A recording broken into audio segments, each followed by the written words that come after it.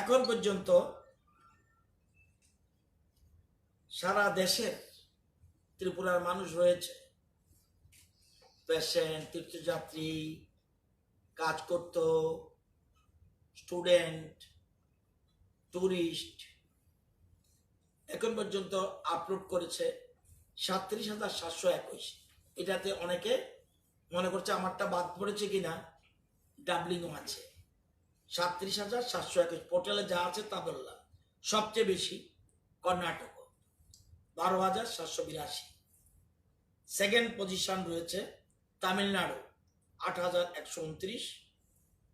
Third position রয়েছে West Bengal 6,174। Fourth position রয়েছে Assam 1,470। Telangana is the fifth position, sixth position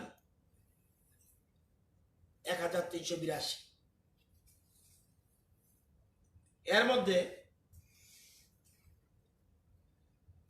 আগামীকাল সন্ধ্যায় 1,160 জন প্যাসেঞ্জার নিয়ে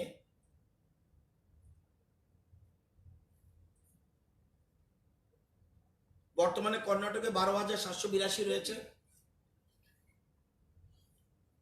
একটা ট্রেন কালকে এসে পৌঁছবে সন্ধ্যার সময়।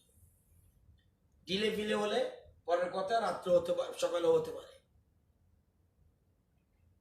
আরেকটা ট্রেন বেঙ্গালুরু থেকে 14 অথবা 15 তারিখ 1400 লোক নিয়ে, বগি আরো বাড়াচ্ছে, 1400 লোক নিয়ে আবার রওনা দেবে। কর্ণাটকের চিত্র এই, লোক বেশি, এর মধ্যে ডাবলিংও আছে। একটা ট্রেন অলরেডি পড়ছে আগামীকাল, আরেকটা ট্রেন 14 অথবা 15 তারিখ ওখান থেকে 1400 লোক নিয়ে ছাড়বে। অ্যান্ড তামিলনাড়ু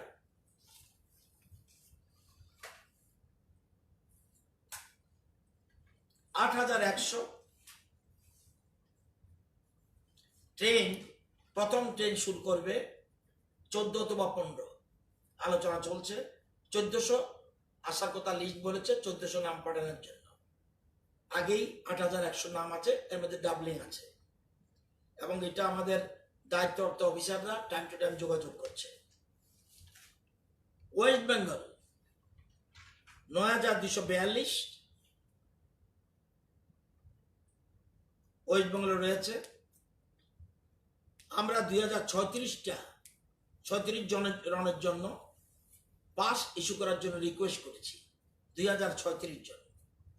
এর মধ্যে 162 রওনা দিয়েছে, 3টা গ্রুপ এর মধ্যে পৌঁছে গেছে এসে ওয়েস্ট বেঙ্গল। ট্রেনের ব্যাপার এখনো তাদের কনসেন্টের অপেক্ষা আছে। ওয়েস্ট বেঙ্গল এখনো ট্রেনের ব্যাপারে কোনো কনসেন্ট দেয়নি, কিন্তু আমরা অপেক্ষায় রয়েছি, আমরা রিকোয়েস্ট লেটার পাঠিয়ে দিয়েছি। মহারাষ্ট্র মোট 1400 লোক,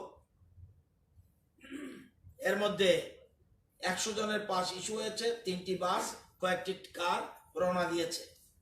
ট্রেন 15 অথবা 16 ট্রেন ছাড়বে বলে কথা দিয়েছে, 15 or 16।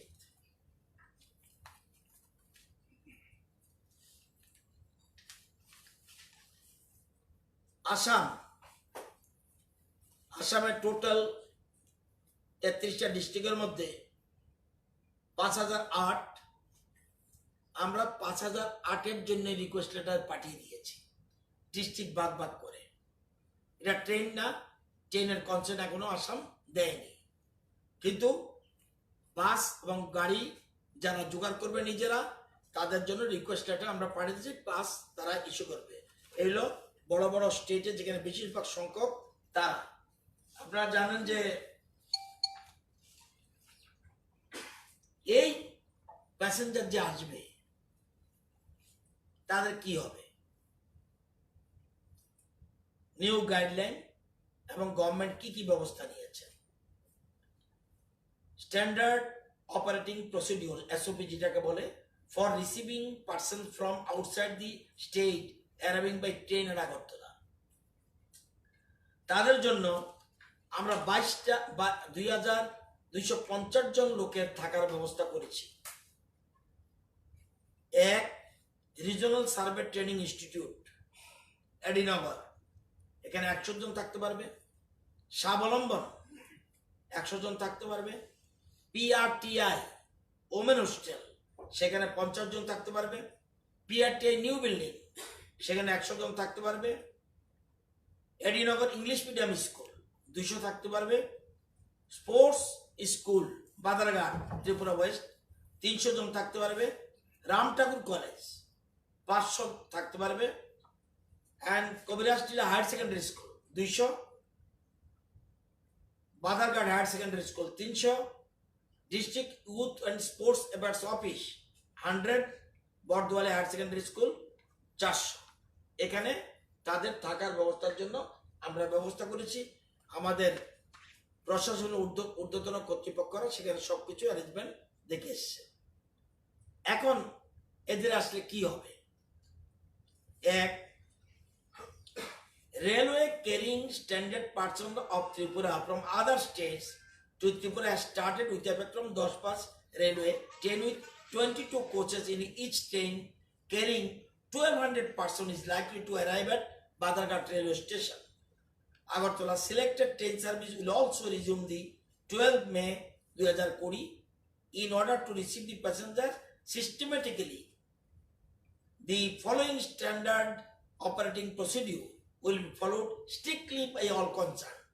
এক, এন্টায়ার ট্রেনটা আসার সাথে সাথে ব্যারিকেড করে ফেলবে। Entire train, the entire railway platform will be barricaded so that no person escapes from the platform without proper verification and screening.